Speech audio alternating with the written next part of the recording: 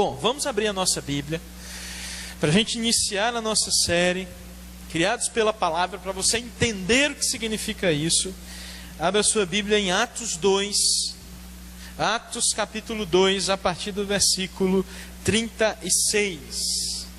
Atos 2, nós vamos começar a leitura a partir do verso 36.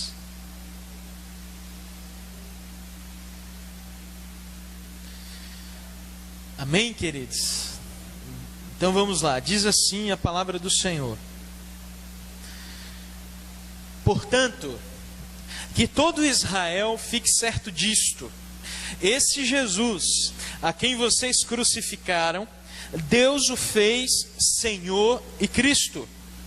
Quando ouviram isso, ficaram aflitos em seu coração e perguntaram a Pedro e aos outros apóstolos: irmãos, o que faremos? Pedro respondeu: arrependam-se e cada um de vocês seja batizado em nome de Jesus Cristo para perdão dos seus pecados, e receberão o dom do Espírito Santo. Pois a promessa é para vocês, para os seus filhos e para todos os que estão longe, para todos quanto o Senhor, o nosso Deus, chamar. Com muitas outras palavras os advertia e insistia com eles: salvem-se dessa geração corrompida. Os que aceitaram a mensagem foram batizados, e naquele dia houve um acréscimo de cerca de 3.000 pessoas. Eles se dedicavam ao ensino dos apóstolos e à comunhão, ao partir do pão e às orações. Todos estavam cheios de temor e muitas maravilhas e sinais eram feitos pelos apóstolos. Os que criam mantinham-se unidos, tinham tudo em comum e, vendendo suas propriedades e bens, distribuíam cada um conforme a sua necessidade. Todos os dias continuavam a reunir-se no pátio do templo, partiam o pão em casa e juntos participavam das refeições, com alegria e sinceridade de coração, louvando a Deus e tendo a simpatia de todo o povo. E o Senhor lhes acrescentava diariamente os que iam sendo salvos. Louvado seja o Senhor pela sua palavra. E você diz amém. Hoje na escola bíblica à tarde, eu estava conversando com a turma e nós falávamos sobre o grupo religioso que mais cresce no nosso país. E a gente conversou um pouco sobre isso e eu passei a informação para a classe que o grupo religioso que mais cresce hoje no nosso país e no mundo são aqueles que saíram da igreja. É o que o movimento sociológico tem chamado de desengrejados. Aqueles que se decepcionaram por algum motivo e por vários motivos resolveram abandonar a igreja. Proporcionalmente, esse grupo é o grupo que mais cresce a cada ano.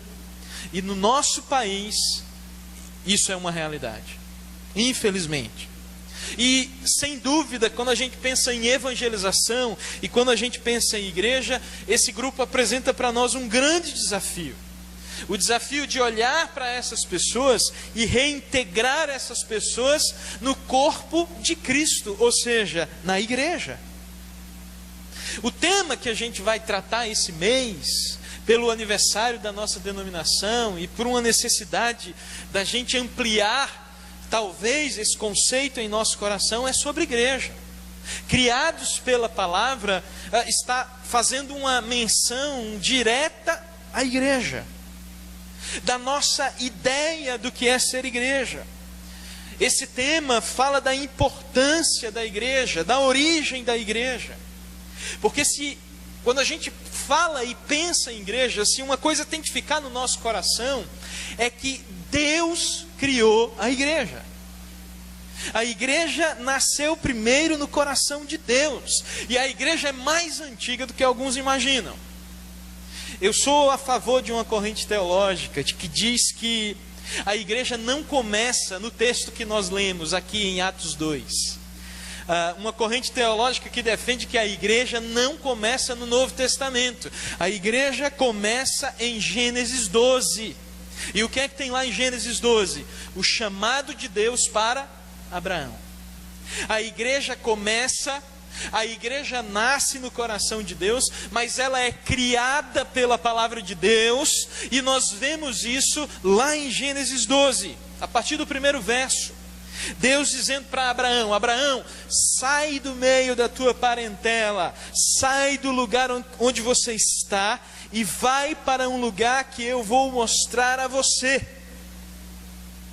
Ou seja, a igreja como um movimento a partir da palavra de Deus, que envolve realizar os propósitos de Deus no mundo. Você entende isso? Naquela ocasião, em Gênesis 12, Deus está criando para si um povo. Deus está criando para si a sua igreja. Ela já está ali, em Gênesis 12. E tem uma coisa maravilhosa quando Deus chama Abraão para criar esse povo, para iniciar esse projeto. Deus diz a Abraão assim: Abraão, em você, através da sua vida, serão benditas, serão abençoadas todas as famílias da terra. Todas as famílias da terra, Abraão, serão abençoadas através de você, através desse chamado, através desse povo que iria nascer, através dessa igreja que iria nascer. E é interessante, eu estava pensando sobre o chamado de Abraão mais uma vez, porque nós já falamos de Abraão na série passada. E dentro do chamado de Deus para Abraão está: Abraão, você vai abençoar pessoas. E isso já nos diz muito sobre o que é ser igreja. Igreja significa ser uma bênção na vida de pessoas. Igreja significa participar de algo que está no coração de Deus e que é a agência que Deus deseja que impacte, que transforme esse mundo através da sua palavra. Portanto, pensar em igreja é pensar em mim, em você, nas nossas famílias. Pensar em igreja é pensar nesse desafio de, como pessoas, sermos uma bênção na vida de todos que tivermos contato. E isso é muito importante, porque a igreja tem esse potencial maravilhoso da palavra para transformar o mundo. Queridos, talvez você, ouvindo essa explicação, possa no seu inconsciente ou no seu consciente dizer assim: esse tema não é tão legal, não é tão atual, não é tão agradável como eu acho que poderia ser um tema para o mês de julho. Mas a igreja é um resumo do chamado de Deus para a minha vida e para a nossa vida, porque nós somos salvos e nós somos chamados não para estarmos sozinhos, isolados, mas para estarmos juntos. Então é precioso falar sobre igreja, porque em essência é falar de algo que Deus criou, que Deus desejou e que Ele fez realidade através da vida de Jesus. Entende isso? Falar sobre igreja é falar de tudo aquilo que a gente pode, deve e precisa viver na presença de Deus. Falar sobre a igreja é falar sobre a reconciliação que Deus quer operar no mundo. E Deus chamou Abraão lá atrás para isso, para reconciliar o mundo com Ele.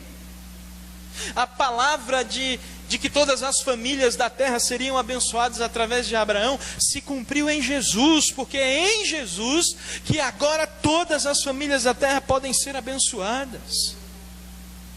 E é Jesus que cria a igreja, como nós lemos agora em Atos 2, a igreja propriamente dita, como a gente convencionou chamar. O povo de Deus, criado por Deus lá em Gênesis 12, recebe agora em Jesus o nome de igreja, mas continua sendo povo de Deus.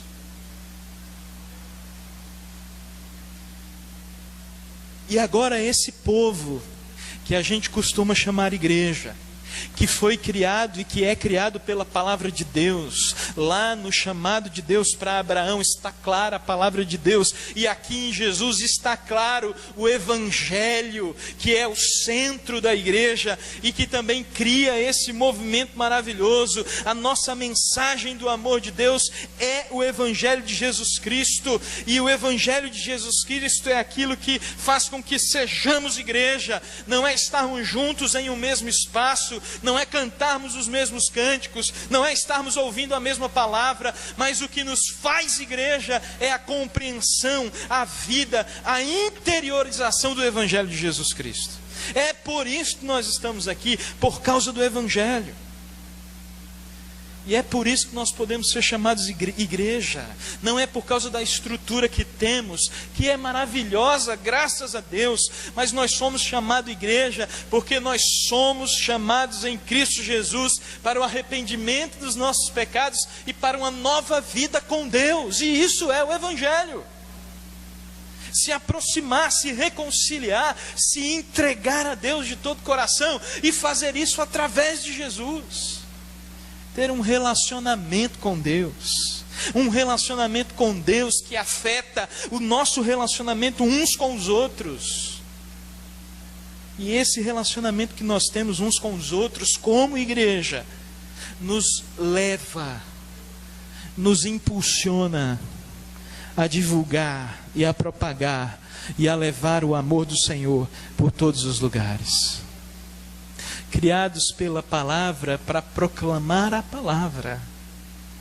Nós somos chamados para ser igreja com o propósito de viver tudo aquilo que Deus tem para nós e levar o amor de Deus para aqueles que ainda não conhecem.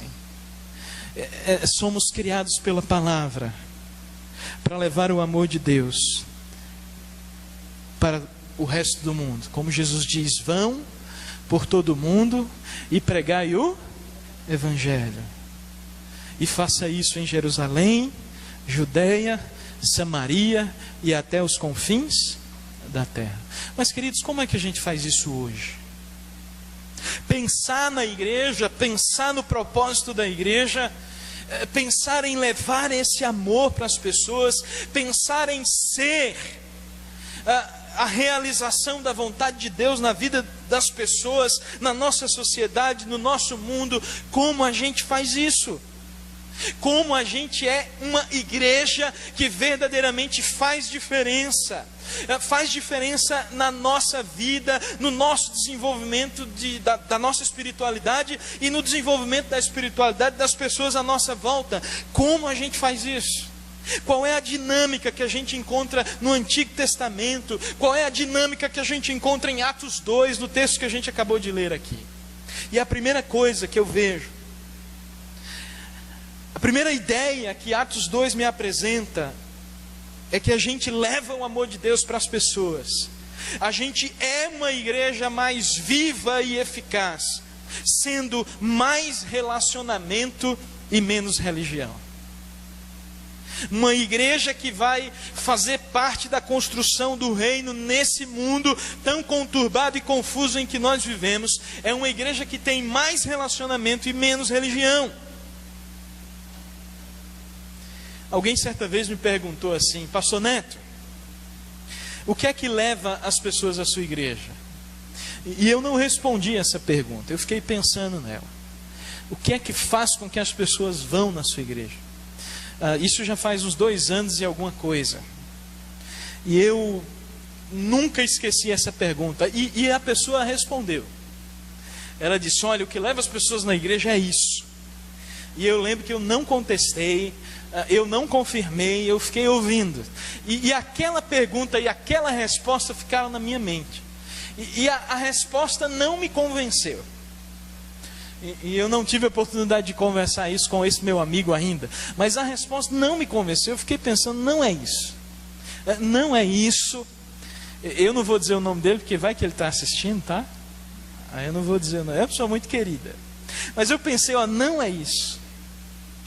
Eu não acredito que seja isso que faz as pessoas irem na igreja. Porque, é sério, pensando na igreja e pensando na permanência das pessoas na igreja, eu imagino que não é uma mensagem edificante que faz as pessoas ficarem na igreja. A mensagem é importante, mas não é isso. Que faz as pessoas permanecerem na igreja não é a mensagem edificante, por mais que ela seja bem pregada. Um ministério de louvor atual, como o nosso, amém?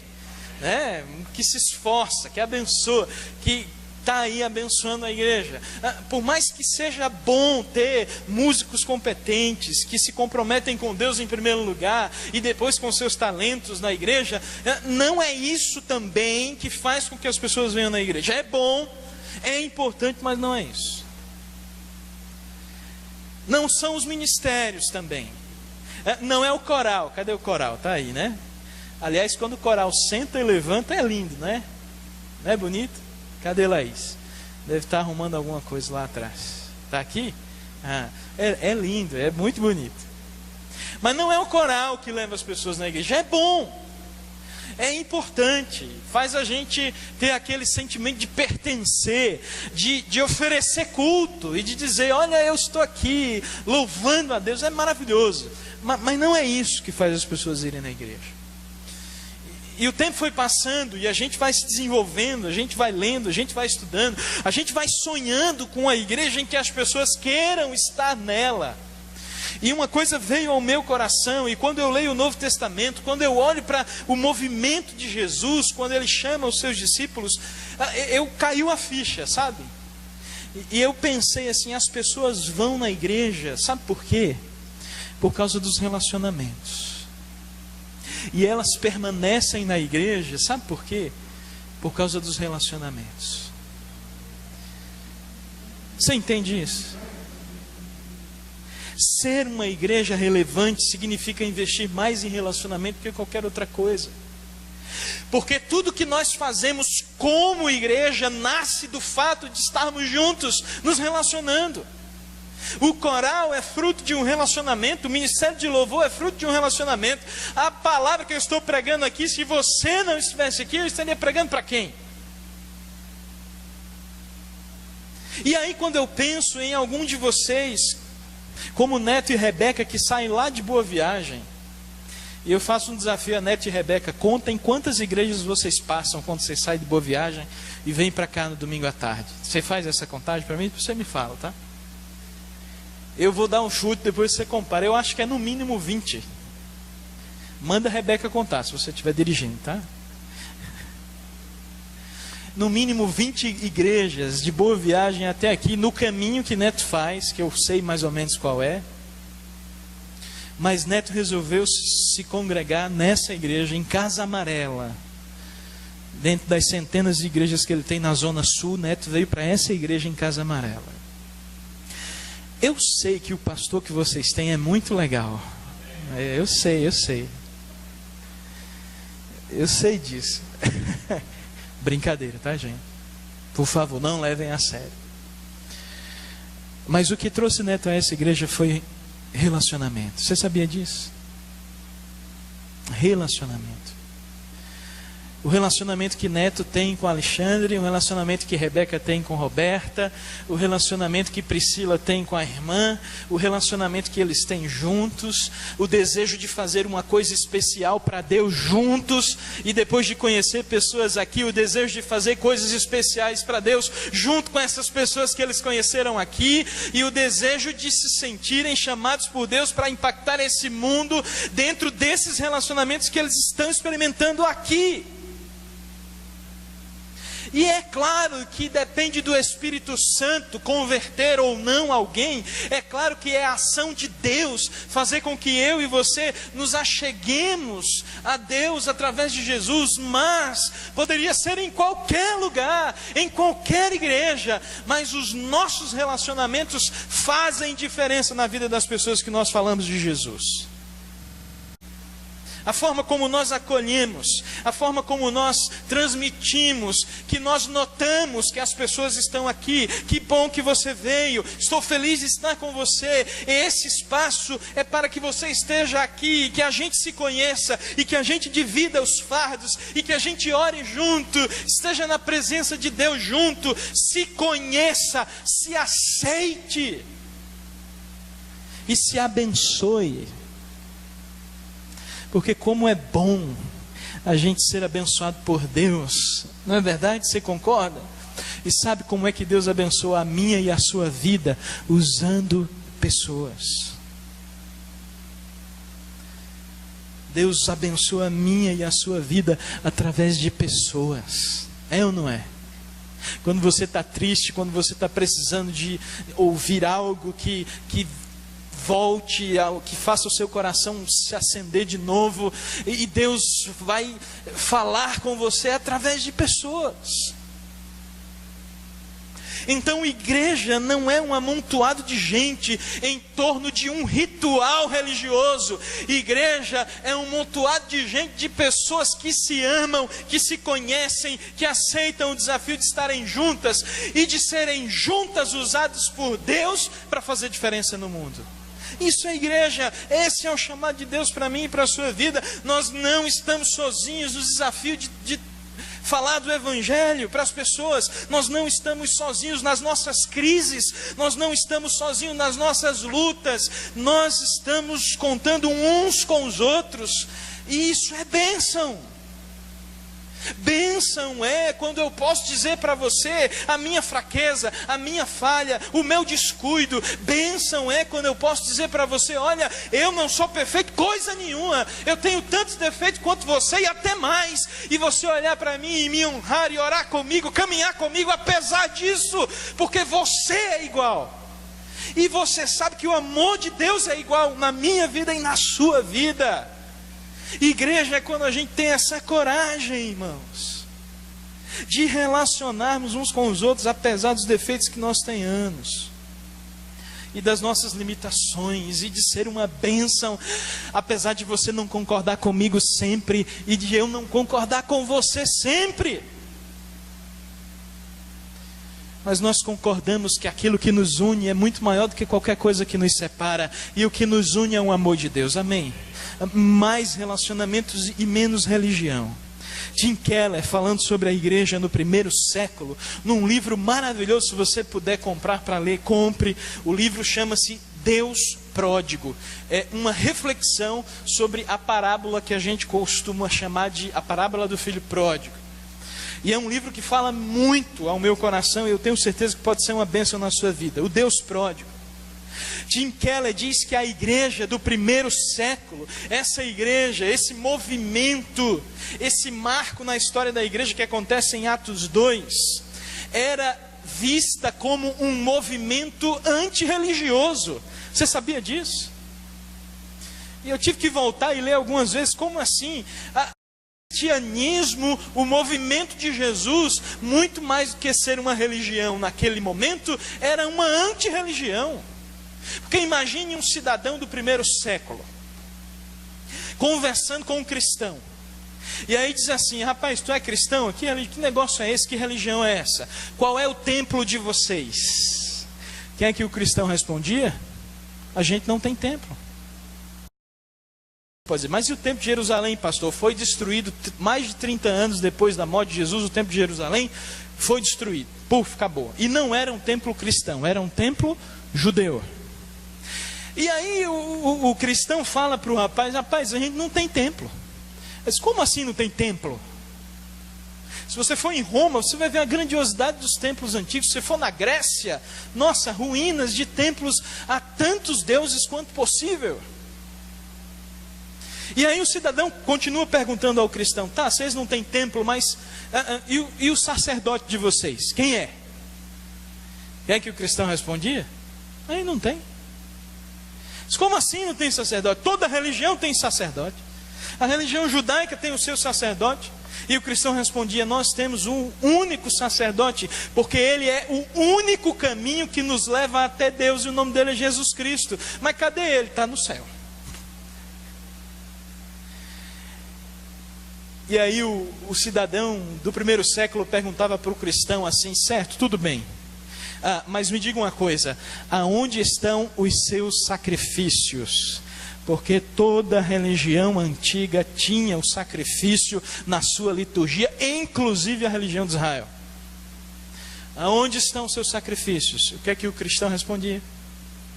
A gente não faz mais sacrifício, porque Deus se sacrificou em nosso lugar. Entende isso? Jesus não cria uma religião, irmãos. Jesus cria um movimento de pessoas que querem se aproximar cada vez mais de Deus. E nós precisamos ser um movimento de pessoas que querem se aproximar cada vez mais de Deus. E fazemos isso levando quem a gente puder conosco, em nome de Jesus. Cristianismo é relacionamento. Nós lemos agora em Atos 2, eles se reuniam todos os dias. Aonde? Se eles não tinham templo, em casas, embaixo da árvore. Veja onde Jesus pregava: à beira do lago, à beira do rio, numa montanha, num monte, numa planície, num jardim. Aonde Jesus pregava era onde a vida acontecia. Aonde a vida acontecia, a palavra de Deus estava ali. Aonde as pessoas estavam, Jesus estava levando o amor de Deus para elas.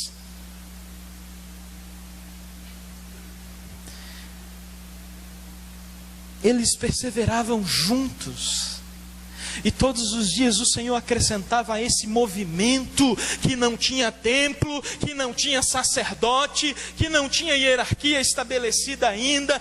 Todos os dias o Senhor acrescentava a esse grupo de pessoas que se amavam, outras pessoas que queriam se sentir amadas e aceitas por Deus. E a igreja precisa cumprir esse papel de amar as pessoas e fazê-las se sentirem amadas e aceitas por Deus.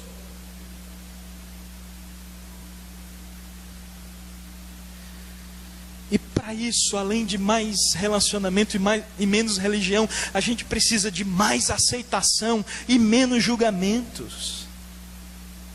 Para ser uma igreja relevante, para vivermos uma espiritualidade relevante, a gente precisa de mais aceitação e menos julgamento. Preste atenção, eu não estou falando de condescendência, eu estou falando de aceitação. Condescendência é uma coisa, aceitação é outra. Todas as pessoas têm problemas, concorda comigo? Todas as pessoas são imperfeitas. Todas as pessoas têm pecados. Segundo a psicologia, né, Gel? Todos nós usamos máscaras todos os dias. Aceitação não significa condescendência, mas significa deixar que o outro tenha a oportunidade de ser transformado pelo amor de Deus como nós fomos. Aceitação significa fazer como Jesus fez com aquela mulher pega em adultério. Lembra? Vamos apedrejá-la. A lei diz, e você, Jesus, o que diz? Aceitação é ouvir o que Jesus diz: quem não tiver pecado, atire a primeira pedra. Aceitação é fazer o que Jesus fez. Vai, não peques mais. Sim, ele disse isso, mas antes disso, ele diz: eu não condeno você. O vá e não peques mais não tem sentido sem aceitação. O vá e não peques mais não tem sentido sem a palavra de Jesus que diz: quem condenou você? Ninguém, Senhor. Eu que posso, eu que sou Deus, não condeno você. Aceito você, e por aceitar você é que eu quero que você saia daqui e não peques mais, não para ser aceita, mas porque você foi aceita por Deus. Isso é aceitação e menos julgamento, entende isso?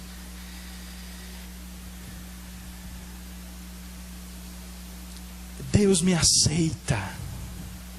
Deus aceita você. E se você for sincero nessa percepção de que Deus te aceita, você sabe quais são os seus defeitos, você sabe quais são as suas falhas, você sabe quais são os seus pensamentos, você sabe quais são as suas escolhas, você sabe o que motiva você a sair da cama de manhã, você sabe que nem sempre os seus pensamentos concordam com aquilo que é vontade de Deus, você sabe. E se você sabe que Deus lhe aceita, aceite as pessoas e dê a elas a oportunidade de serem transformadas por Deus.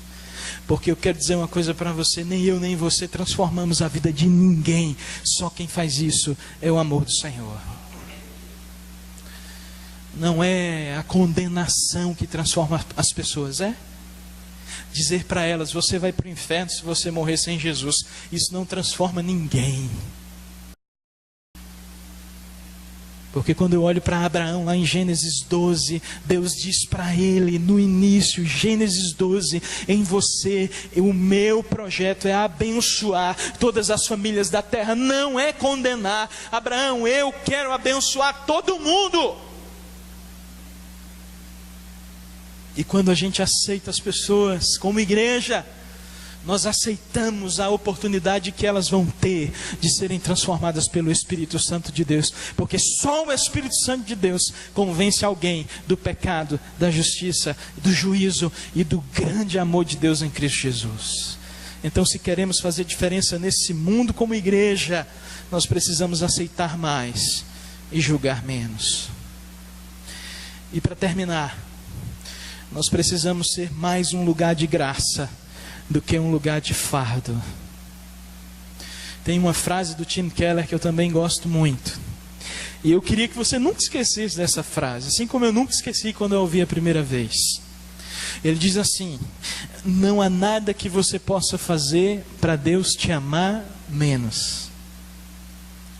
E não há nada que você possa fazer para Deus te amar mais. E isso é graça. Isso é graça. E nós vivemos num tempo em que as pessoas vivem carregando fardos. E o interessante é que a gente às vezes carrega fardo na tentativa de se sentir melhor.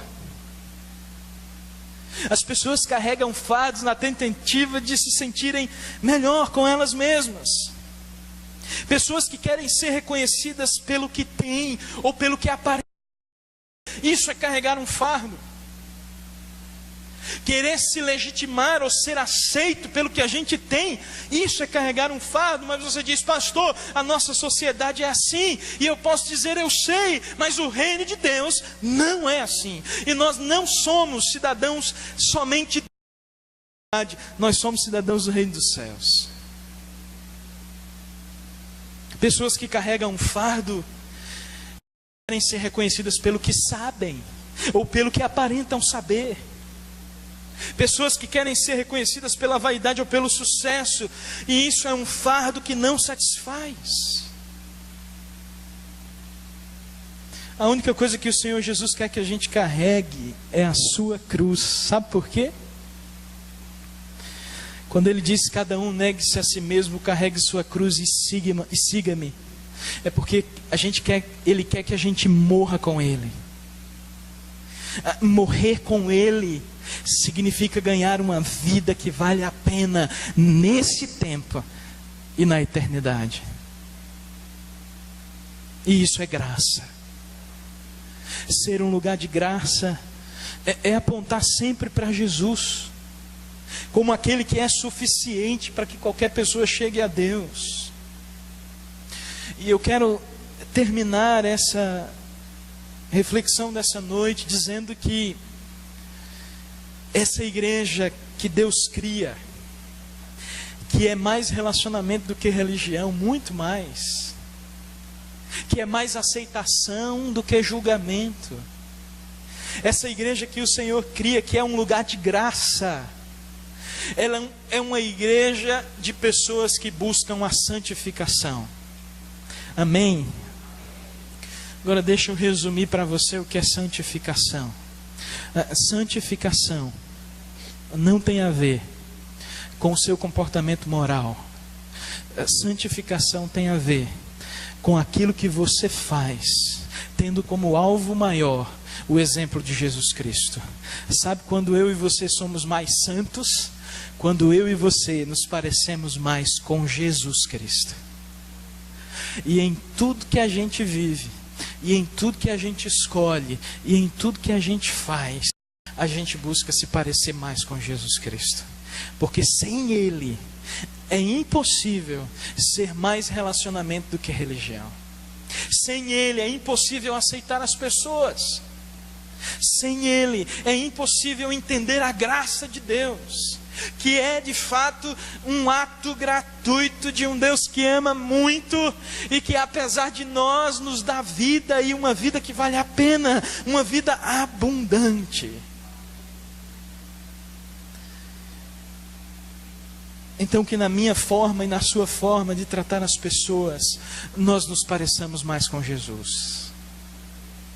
Que na sua forma e na minha forma de ver a vida, nós nos pareçamos mais com Jesus. Olhe para Jesus. Olhe para Jesus. Leia os evangelhos. Pastor, como eu faço isso? Leia os evangelhos. Fique atento para as palavras dele. Veja aquilo que o incomoda e veja aquilo que deixa Jesus compassivo. Perceba aquilo que move o coração de Jesus, para que aquilo que move o coração de Jesus mova o seu também, e você sinta o que Jesus sentia, e você tenha a intimidade com Deus que Jesus tinha, porque Jesus, enquanto viveu entre nós, tudo que Ele fez era a vontade de Deus. Como é que Jesus se realiza plenamente? Como é que Jesus se satisfaz na sua missão? É fazendo a vontade de Deus. Será que o que a gente faz é a vontade de Deus? Será que como igreja o que a gente faz é a vontade de Deus? Será que a nossa liturgia é essa a vontade de Deus? É isso que nos resume? É isso que nos define? De fato não. Mas será que o seu trabalho é a vontade de Deus? Seus relacionamentos estão vivendo a vontade de Deus? Ser como Jesus é, em tudo experimentar a vontade de Deus. E mesmo quando você não tiver condição de entender nada, ou o rumo da sua vida, ou o que as pessoas estão falando de você, ou para onde você está indo, ou o que está acontecendo, você possa dizer: Senhor, em tudo seja feita a tua vontade, e não a minha. E não a minha. Que o Senhor nos ajude, e que a gente possa viver tudo isso para a honra e glória do Senhor. Amém? A gente vai conversar muito sobre isso, e eu tenho certeza que tudo lá tem a ver conosco, com a nossa família, e com uma vida mais próxima daquilo que está no coração de Deus. Tem saindo da igreja, pessoal? Tem muita gente saindo da igreja. E essas pessoas, de alguma forma, precisam redescobrir o amor de Deus. E precisam redescobrir que a igreja, que é imperfeita, que às vezes não é lugar de graça, que às vezes é mais religião, que às vezes lança mais fardo do que prega a graça, mas mesmo assim, é o lugar que Deus criou para mudar esse planeta. É através dela, porque é ela que carrega a mensagem do Evangelho de Cristo Jesus. A igreja também carrega esse símbolo, esse sinal da graça de Deus, que é a celebração da ceia do Senhor.